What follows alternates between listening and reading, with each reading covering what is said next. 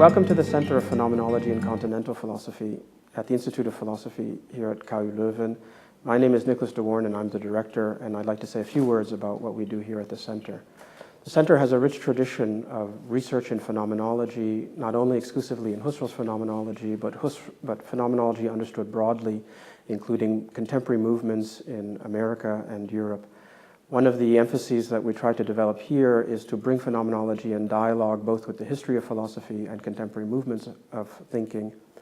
In addition to that, we also try to develop a culture of multilingualism where we encourage philosophy in multiple languages and not only in English.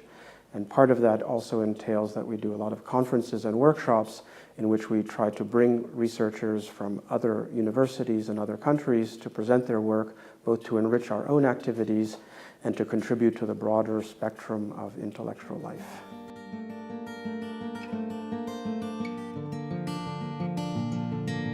My name is Ulrich Melle. I'm director of the Husserl-Archives.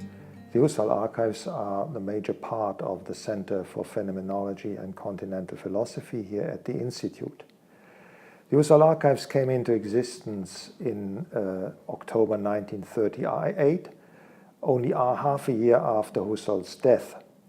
Because Husserl and his wife were of Jewish descent, both the estate and Husserl's wife were in danger. That was the reason why Father von Breda, when he went to Freiburg to have a look at the unpublished manuscripts, took care for bringing the estate and eventually also Mrs. Husserl to Leuven in safety.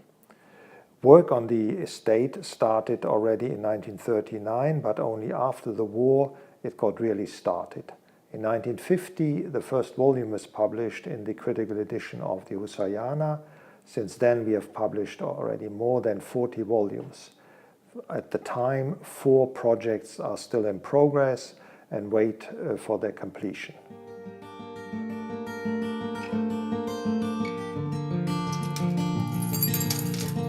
If you see a page from which Husserl wrote down in his shorthand, I would say there are a few people maybe in the world who can really read it. So this was from the beginning on, and it was also for the founder of the Husserl-Archives, Pater von Breda, very important to transcribe these manuscripts, to have transcriptions of it, to make it available, accessible then for the researchers which came to the archives. If you see nowadays, we have in the so-called Husserliana series, which started in 1950, so this is around 65 years ago, we have now 42 volumes, and we have then 10 volumes of the correspondence of Husserl. We have other document volumes. So this is a huge amount of texts of Husserl, which are nowadays available, accessible. On the other side, we have the so-called Phenomenologica series.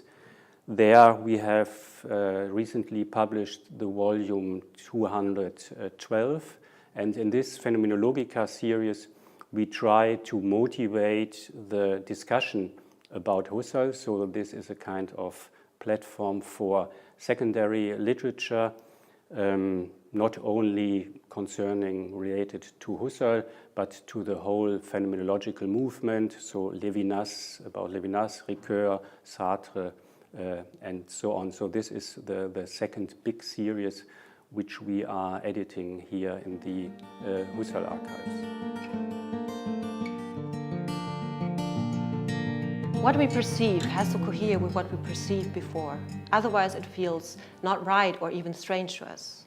For example, I've touched Husserl's desk many times before, and I know exactly how it feels and how my finger feels when touching it.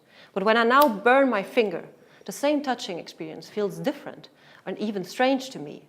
It deviates from what I'm used to feeling, and it's an abnormality. But what about all the other people and their perceptions? I cannot postulate that my individual experience is the measure for normality. But where then does a more objective norm come from?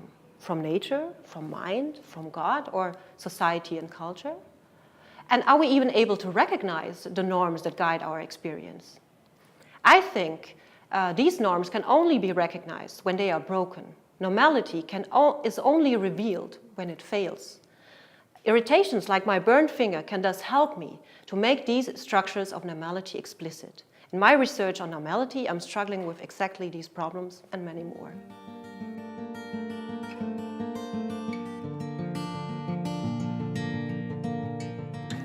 So my research at the center is situated in the domain of continental philosophy. Previously, I was interested in Marquis de Sade. Indeed, after the Second World War, a lot of very famous French philosophers, such as Lacan, Deleuze, Bataille, Blanchot, were interested in Marquis de Sade, which was quite remarkable. So my first question, my central question was, where did this philosophical interest in the cruel pornography of Sade come from? Currently, I'm interested in the topic of violence, which is generally understood as a means in order to achieve something else. But I'm interested in this kind of violence which doesn't have a goal. So my question is, how can we understand the meaning of aimless violence?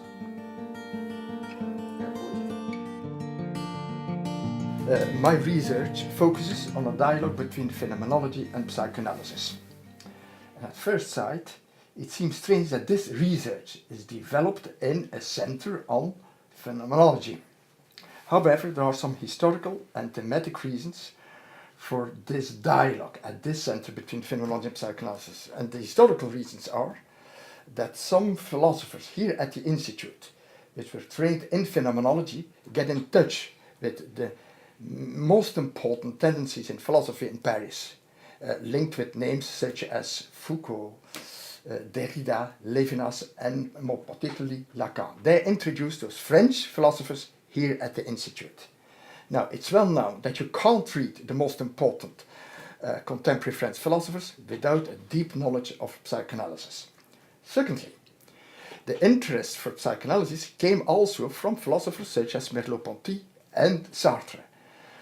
So hence the complicated dialogue between phenomenology and psychoanalysis. However, I have a particular interest in this dialogue coming from a quote that I can summarize with a quote of Deleuze. Where Deleuze says, "Too tender is the flesh," and you can find that quote in his book on bacon. But it's clear that this quote is an allusion and a critique to Merleau-Ponty. And what is criticizing in this quote, "Too tender is the flesh," that phenomenology seems to miss the dangers, the cruelty of the forces underlying the body as a gestalt. And I'm interested in a dialogue between Deleuze and psychoanalysis and phenomenology in order to analyze conceptually what the drive is, what the pulsion is, what the desire is, and what are the dangers and the risk involved in it that cannot be described in a traditional phenomenological understanding. For some reason, my research always gravitated around the problem of singularity. And what interests me there is the question of how far a person, a subject, an individual is differentiated, distinguishes him from other persons in terms that cannot be reduced to differences in qualities, in properties related to a person, individual, or a consciousness or a self. And what inspired me in that research was, first of all, the problem of mémoire involontaire in Proust, and that has led me until now to an analysis of the problem of stupidity. And one of the claims that I would like to develop is that what differentiates me now from other person is not my capacity to think conceptually, but precisely my stupidity. Authors that have inspired me a lot are authors from the French phenomenological tradition, from Sartre to Merleau-Ponty, Michel Henry. And now I'm working a lot on early modern, especially French philosophy. I think Descartes, Malebranche, Arnaud, and all their discussions about the status of the ideas, which leads me also to analysis of the problem of ideas and passions in Spinoza.